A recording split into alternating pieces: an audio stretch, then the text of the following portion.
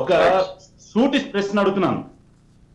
రాహుల్ గాంధీ కూడా 2 చోట్ల పోటీ చేస్తే ఓడించాం. ఎందుకు 2 చోట్ల పోటీ చేస్తారంటే ఎప్పుడైనా సరే అగ్రనాయకులు వాళ్ళకి భయం పట్టుకున్నాం. కనీసం ఎమ్మెల్యేగానే మిగులుదాము, రేపు అధికారం లేకపోతే కనీసం ఎమ్మెల్యే మిగులుదామని. ఈ రోజు అడుగుతున్నా నేను, మీరు చెప్తారు 2 చోట్ల గెలుస్తా అని చెప్తున్నారు కాబట్టి 2 చోట్ల గెలిచిన తర్వాత ఏం చేస్తారు? 2 చోట్ల గెలిచిన తర్వాత ఏం చేస్తారు? 2 చోట్ల ఎమ్మెల్యేగా ఉండలేరు కదా, ఒకటి రిజైన్ చేయాలి కదా.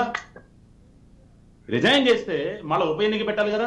ఉప ఎన్నిక పెడితే ఎవడబ్బా బాబు సొమ్ము అని, మరి ఎవడబ్బా బాబు సొమ్ము అని చెప్పి ఈ ప్రజల సొమ్ముని వృధా పరుస్తూనే ఇంతకాలం 9 సంవత్సరాలు మాయ మాటలు గారడి మాటలు చెప్పుకుంటూ మరి ఈ యొక్క రాష్ట్రాన్ని అధోగతి పట్టించారు టిఆర్ఎస్ పార్టీ. దాని నుంచి జై తెలంగాణ పోయి ఇప్పుడు జై భారత్ అని బీఆర్ఎస్ అని పేరు మార్చుకున్నారు.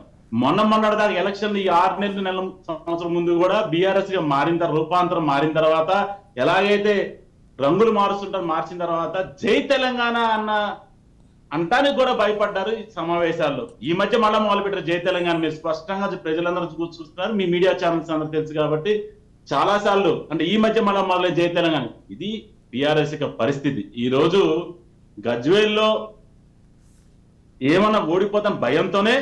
మరి ఈటెల రాజేంద్ర గారు మరి మీకు చాలా చిన్న కనబడుతున్నారు కదా. ఈటెల రాజేంద్ర గారు మీకు బుద్ధి చెప్పింది ఈ రాష్ట్రంలో. ఈటెల రాజేంద్ర గారు బుద్ధి చెప్తే ఆయన పుణ్యమే ఈ రోజు దళితులకి దళిత బంధు మీరు ఇస్తామని చెప్పి మాటలు చెప్పి కబుర్లు చెప్తున్నారు. ఈ రోజు దళితులందరూ కూడా ఈటెల రాజేంద్ర గారిని తమ గుండెల్లో పెట్టుకొని పూజిస్తున్నారు. ఎందుకంటే అయ్యా నీ వల్లే నిద్రలేసి ఫామ్ హౌస్ నుంచి నిద్రలేసి తిరిగి మాకు దళిత బంధు ప్రకటించారు. సరే ఇస్తారో ఏదో తర్వాత సంగతి ముందు ఆశ అయితే పుట్టింది.